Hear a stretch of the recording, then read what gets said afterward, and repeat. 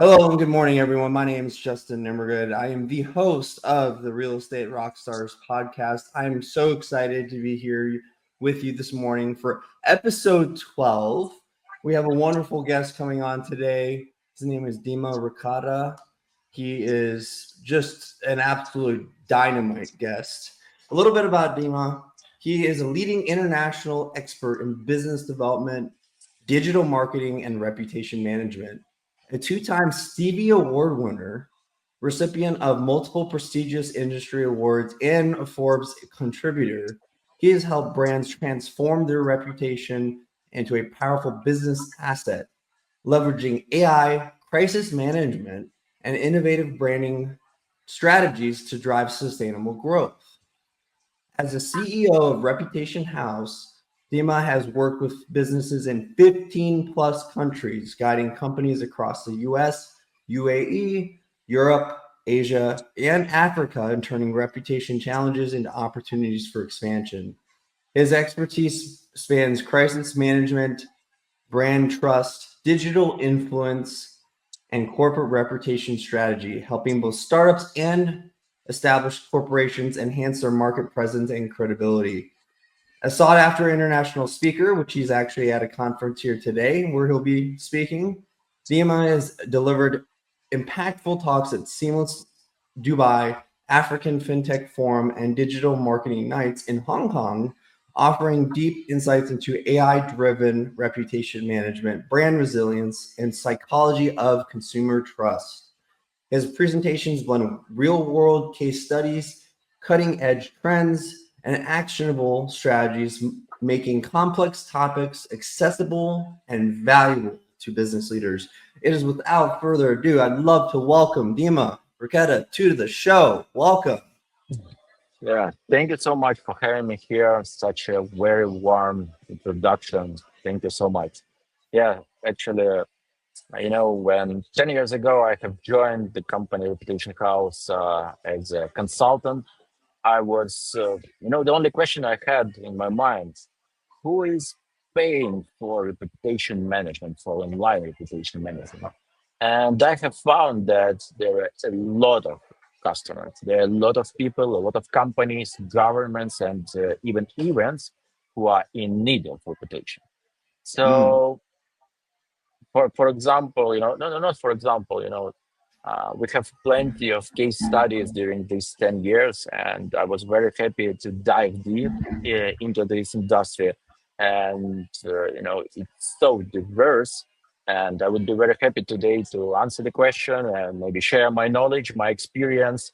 And if in the end of this podcast, somebody will get the solution or will get, a lot of insight, I would be very happy. Oh, well, we're happy to have you on, especially as diverse as your background is. And might I add, in some topics that are really near and dear to my heart, really near and dear to a lot of our listeners' hearts out there. I mean, when you start talking about branding, business development, reputation management, they're all sort of synonymous with success today. So I know I shared a little bit about you, but in your own words, just for the listeners out there, who is Dima Raketa? Who are you? Who should they come to know and love as you? So, yeah, I'm a CEO of Reputation House and the founder of this company.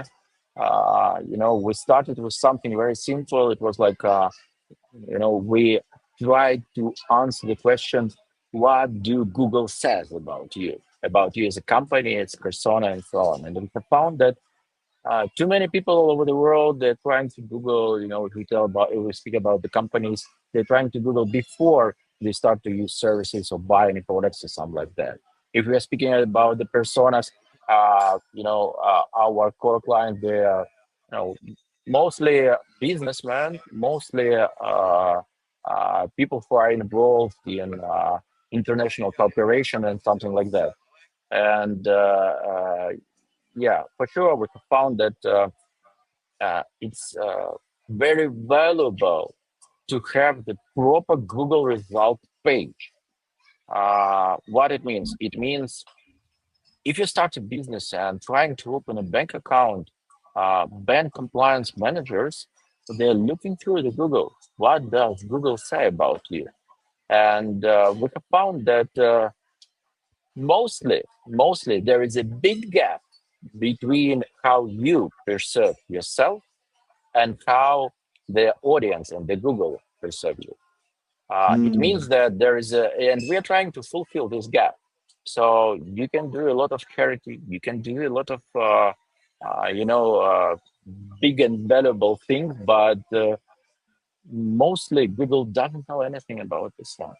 And the key difference between online reputation management and PR, that PR is, a strong tool to bring your thoughts to masses. And if we are speaking about the reputation management, the people start to Google you and find information about you. And we should make it matching reality and what does Google say. Yeah, mm. in many And projections. yeah, and whether we like it or not, Google has become obviously the standard in reputation management. When you don't say you search for anything anymore, you say you Google for something. It's kind of like you don't say you need a tissue, you need a Kleenex, right? Like these things become synonymous with the standard that they are. I'm curious, just to shift gears for a second. You've had a lot of experience in real estate. Maybe tell me about one of your most interesting projects related to real estate so far. I have two in my mind. Let's start one by one. So we had a client, it's a huge real estate agency in UAE, and we started to build their reputation in terms of trust for their customers and so on. And we have found out that honestly, in UAE, real estate agencies they don't care about their reputation management. Right? And we created a new product for them.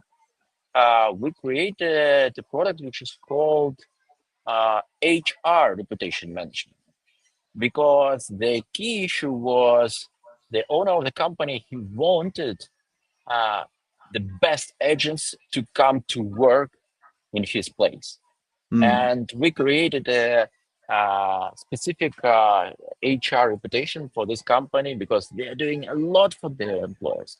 They not only in terms of salary or something like that. They have a lot of activities inside. They have a lot of social packages and many other things.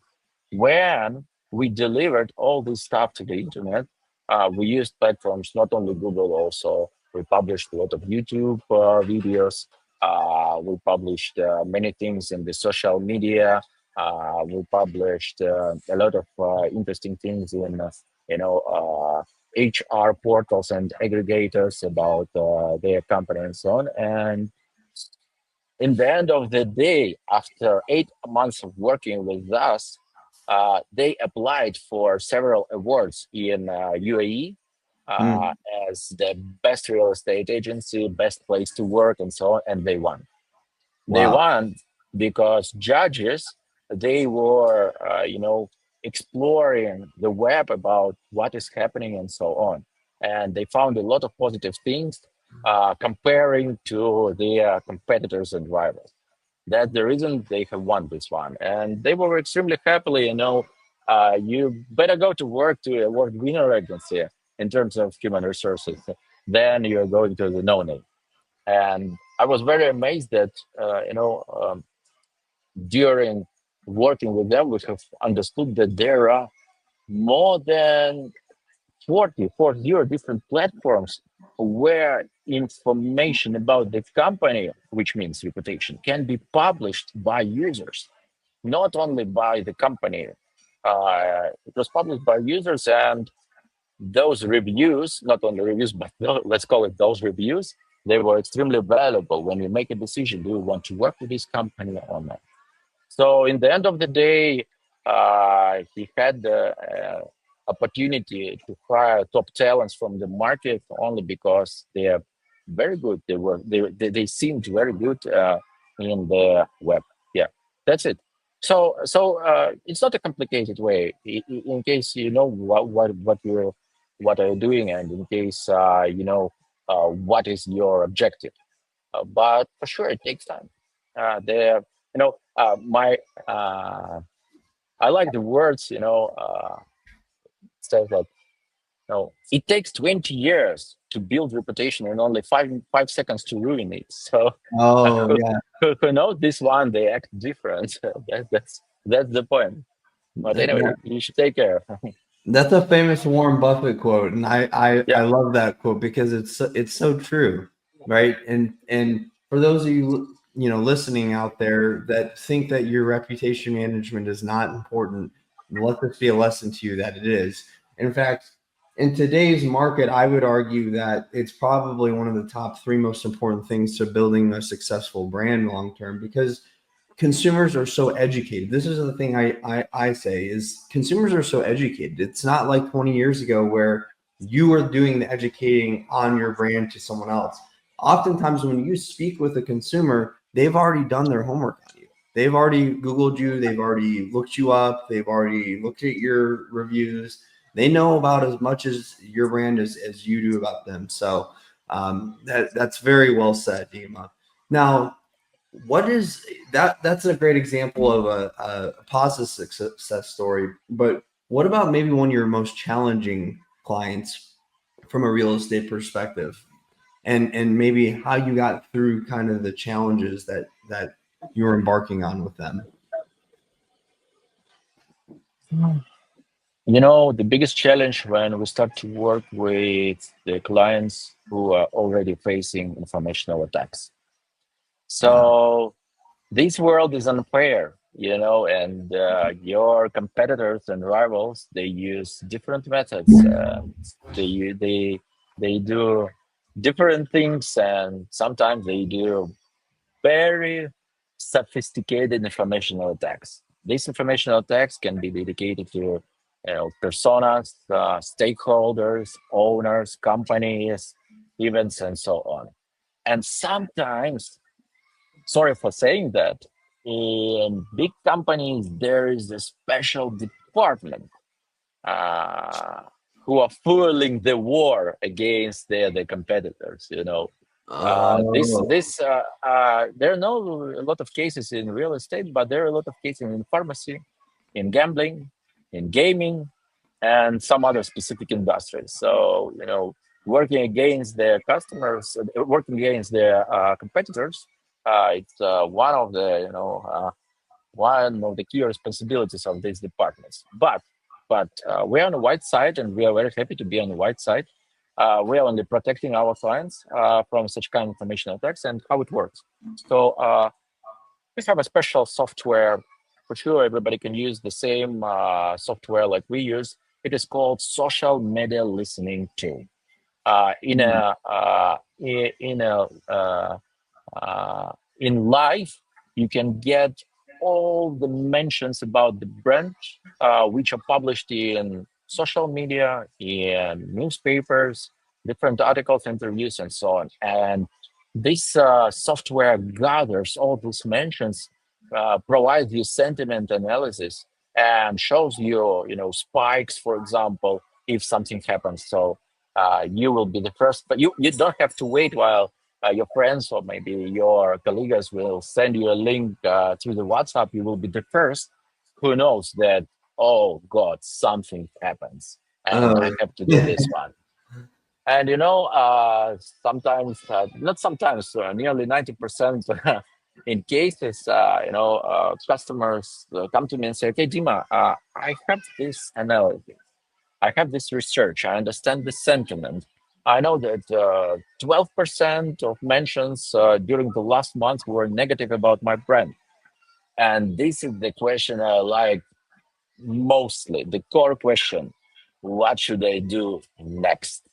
And that's Mm. actually what we are doing, creating and implementing the strategy, how to reduce negativity, how to amplify positivity, how to investigate who is the beneficiary of information attack, what channels they use, how to behave against their attack, and for sure how to reduce the damage from this one. And it looks like we are on the battlefield, and we have our own troops, we have our own weapons, and we have to act to protect our client. And that's the interesting part, the very interesting part, how to behave. Absolutely. Absolutely. And it is kind of like a battlefield sometimes. There's no doubt about that. I'm curious, as someone that's fluent in three very core but very interrelated subject matters, which is, you've got your business development, you got your digital marketing, and you got your reputation management, which are sort of the three core things that you and your team specialize in.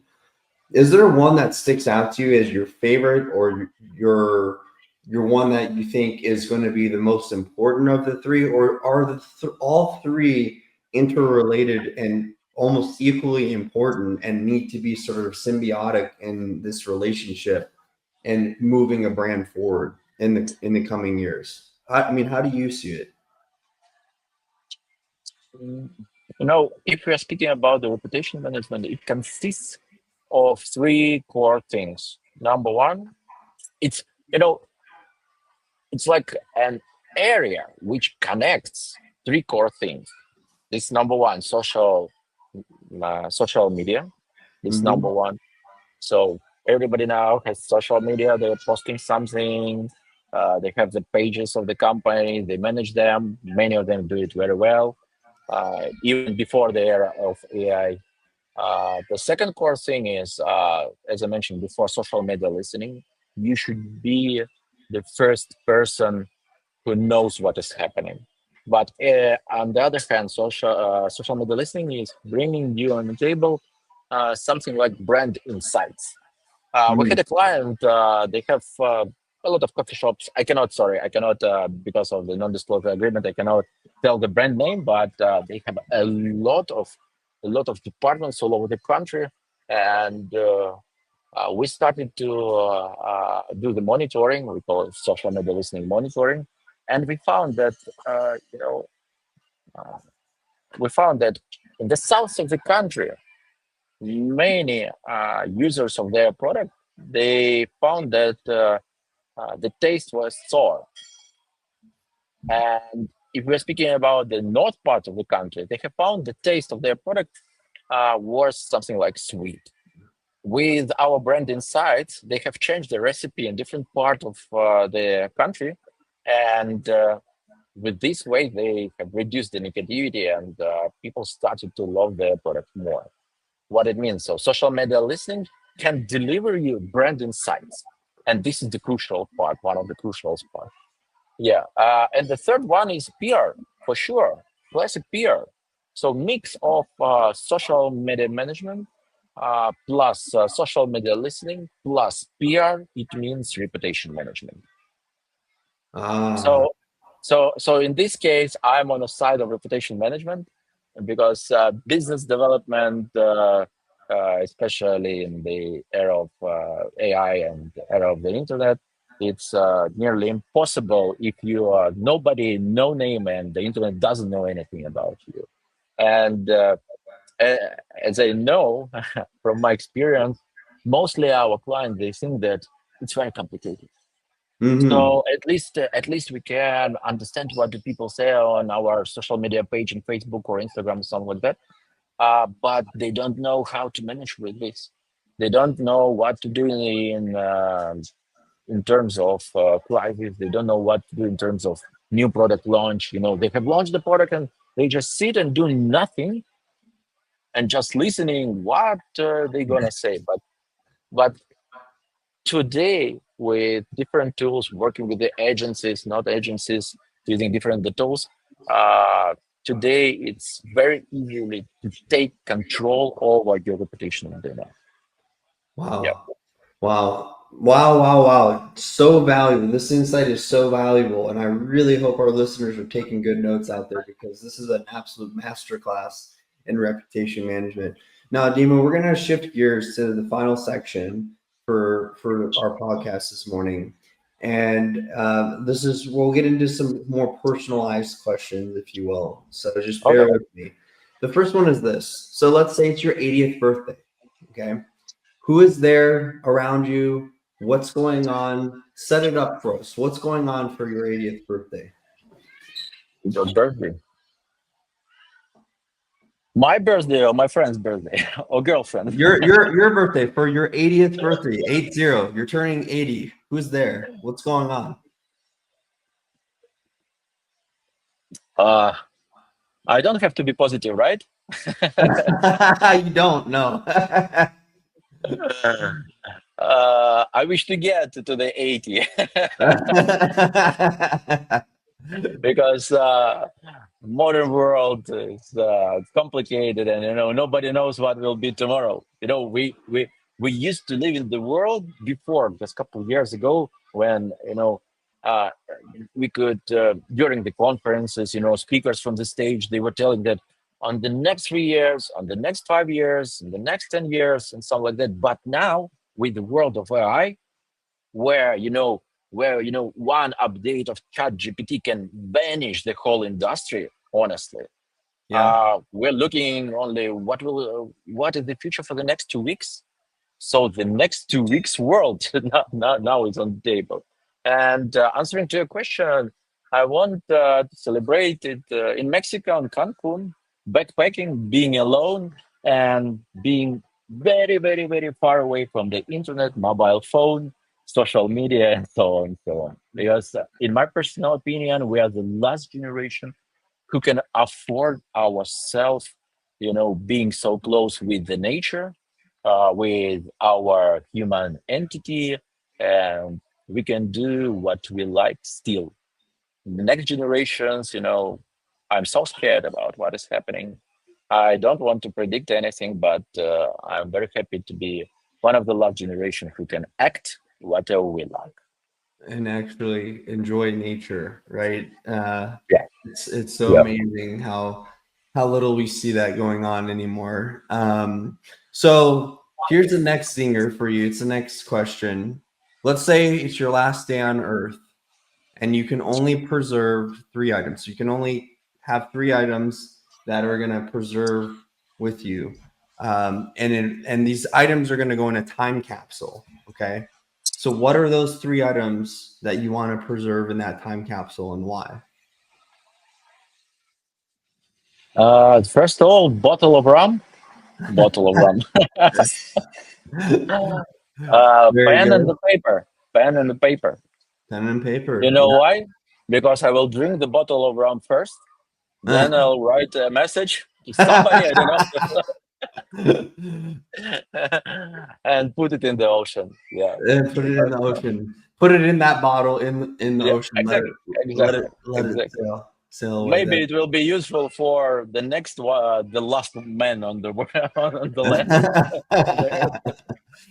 the That's earth. hilarious. That's the first time I've heard someone answer with pen or pencil and paper, and with a bottle of rum, and it seems like it goes hand in hand. So I think it's a great answer. Yeah. Okay. Final question for you, Dima. What is your definition of a real estate rock star? Oh, I have some examples, honestly. Uh, for me, definition.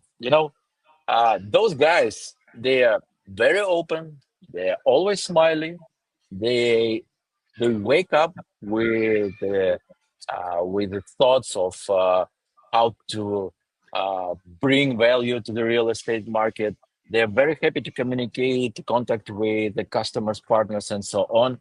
They live this life. And if you imagine a little bit that you can, uh, you know, grab real estate from his life, Mm-hmm. he will lose his personality. So Mm-hmm. that's the core issue. So the yeah, the man whose life is the real estate, and it doesn't. I know some of them. Even if you inviting them for a couple of drinks or something like that, there will be no minute talking about anything else. Like anything else, they are talking about the real estate and they leave it this one. Because I That's just it. So it's your life. It's your life. Being a super professional, you should wake up with these thoughts, go sleep with these thoughts, and even in your dreams, you should see only real estate. That's it. That's it. That's it. That's it, y'all. That's a real estate rock star. They go to sleep dreaming about it. They wake up thinking about it, and it's constantly ingrained in their brain all day long. Dima, such a wonderful time. Like I said, an absolute masterclass, especially in reputation management for our listeners out there. Where can our listeners find and connect with you?